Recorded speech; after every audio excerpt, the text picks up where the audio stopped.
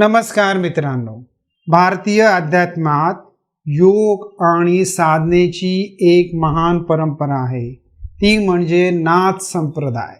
या परंपरेतील 9 महान सिद्ध योगींना नवनाथ म्हणतात. त्यांनी योग, तपश्चर्या आणि आत्मज्ञानाचा दिवा प्रज्वलित केला. नाथ संप्रदाय ही भारतातील एक प्राचीन योग परंपरा आहे. या परंपरेची सुरुवात आदिनाथ म्हणून मानल्या जाणाऱ्या भगवान शिव यांच्यापासून झाली असे मानले जाते. योग विद्या, ध्यान आणि आत्मसाक्षात्कार याचा मूल स्रोत शिव मानले जातात. या दिव्य परंपरेचा प्रसार पुढे नवनाथांनी केला.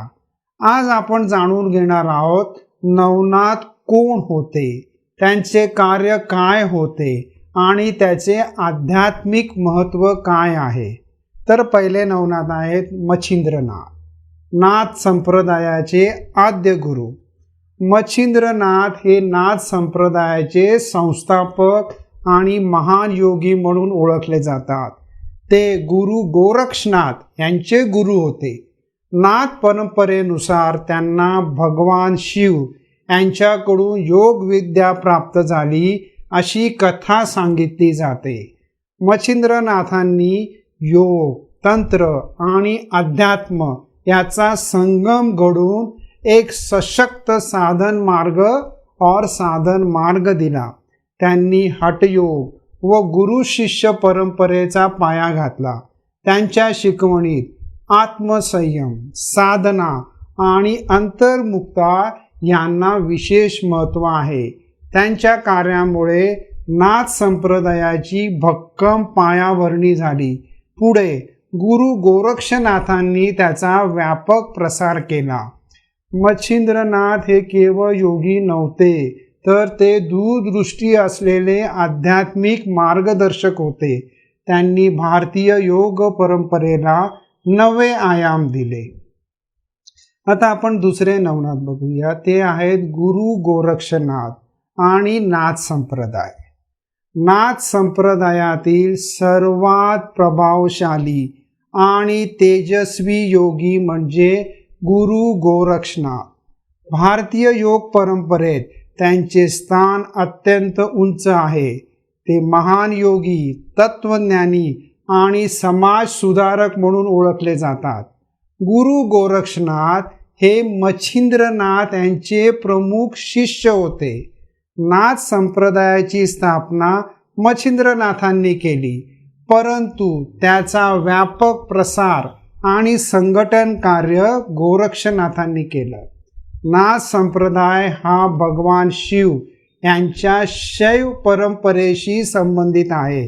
त्यामुळे गोरक्षनाथांना शिवाचे अंश अवतार मानले जाते. गोरक्षनाथांनी हठयोग परंपरेला स्पष्ट दिशा दिली. गोरक्ष शतक आणि सिद्धांत पद्धती यासारखे ग्रंथ त्यांच्या नावाशी जोडलेले आहेत. त्यांनी प्राणायाम, कुंडलिनी जागृती, इंद्रिय निग्रह आणि गुरुसेवा यांना अत्यंत महत्त्व दिले आहे. त्यांच्या मते मोक्षप्राप्ती ही केवळ कर्मकांडाने नाही, तर आत्मशुद्धी आणि साधनेने होते. नाथ संप्रदायाची शिकवण शरीर आणि आत्मा यांची एकता, गुरु शिष्य परंपरेचे महत्त्व आणि साधेपणातून आध्यात्मिक उन्नती यावर आधारित आहे. गोरक्षनाथांनी समाजातील जातीभेदाला विरोध करून सर्वसामान्य लोकांपर्यंत योग आणि अध्यात्म हे पोचवले आहे. त्यांच्या विचारांचा प्रभाव संत कबीर यांच्यासारख्या संतांवरही दिसून येतो. तिसरे नवनाथ आहेत जालंधरनाथ. जालंधरनाथ हे कठोर तपश्चर्या आणि योग सिद्धीसाठी ओळखले जातात. त्यांनी साधनेतील शिस्त आणि आत्मसंयम यावर भर दिला आहे. चौथे आहेत कानिफनाथ.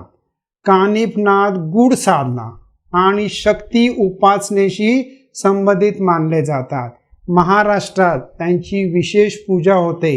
ते भक्ती आणि योग यांचा समन्वय साधणारे संत होते. 5वे आहेत गहिनीनाथ. गहिनीनाथ हे महाराष्ट्रातील नाथ परंपरेतील महत्त्वाचे संत होते. त्यांनी पुढे वारकरी संप्रदायावर प्रभाव टाकला. संत निवृत्तीनाथांना त्यांनी दीक्षा दिली आणि त्यातूनच संत ज्ञानेश्वरांच्या आध्यात्मिक परंपरेची सुरुवात झाली. 6वे आहेत चौरंगीनाथ. चौरंगीनाथ अत्यंत कठोर तपश्चर्या करणारे सिद्ध योगी म्हणून ओळखले जातात. त्यांनी शरीरावर विजय मिळवून आत्मसिद्धी प्राप्त केली अशी परंपरागत कथा सांगितली जाते. 7वे आहेत रेवणनाथ. रेवणनाथ यांनी भक्ती आणि योग यांचा समतोल साधला. त्यांनी साधेपणा आणि अंतर्मुखता याचा संदेश दिला आहे. 8वे आहेत चारपटीनाथ. चारपटीनाथ हे वैराग्य आणि ज्ञान मार्गाचे प्रतिपादक होते. त्यांनी जगातील मोह माया याला त्यागून आत्मज्ञानावर भर दिला आहे. आणि शेवटचे 9वे आहेत नागनाथ. नागनाथ हे शक्ती उपासना आणि अंतर्मुख साधनेचे प्रतीक मानले जातात. त्यांचे जीवन आत्मसंयम आणि योग साधनेचे आदर्श आहे. आता आपण नवनाथांचे सामूहिक तत्वज्ञान बघूया. नवनाथांनी शिकवले आहे की योग म्हणजे केवळ आसन नव्हे तर आत्मजागृतीचा मार्ग आहे. गुरु शिवाय ज्ञान प्राप्ती कठीण आहे. साधना संयम आणि वैराग्य यातूनच मोक्ष प्राप्ती होते.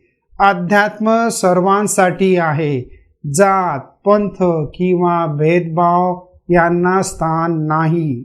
नाथ परंपरेचा प्रभाव पुढे महाराष्ट्रातील संत परंपरेवर विशेषतः वारकरी संप्रदायावर आपल्याला स्पष्ट दिसून येतो. नवनाथांनी भारतीय योग परंपरेला केवळ धार्मिक स्वरूप न देता ती एक आध्यात्मिक आणि सामाजिक चळवळ बनवली आहे. नवनाथ हे केवळ योगी नव्हते तर ते आध्यात्मिक क्रांतिकारक होते. त्यांनी शिकवले योग म्हणजे आत्मजागृतीचा मार्ग. आजही नाथ परंपरा आपल्याला सांगते साधना संयम आणि गुरुसेवा यातूनच आत्मज्ञान प्राप्त होते. जर तुम्हाला आध्यात्मिक माहिती आवडत असेल तर व्हिडिओला लाईक करा, शेअर करा आणि चॅनलला सबस्क्राईब करा. धन्यवाद.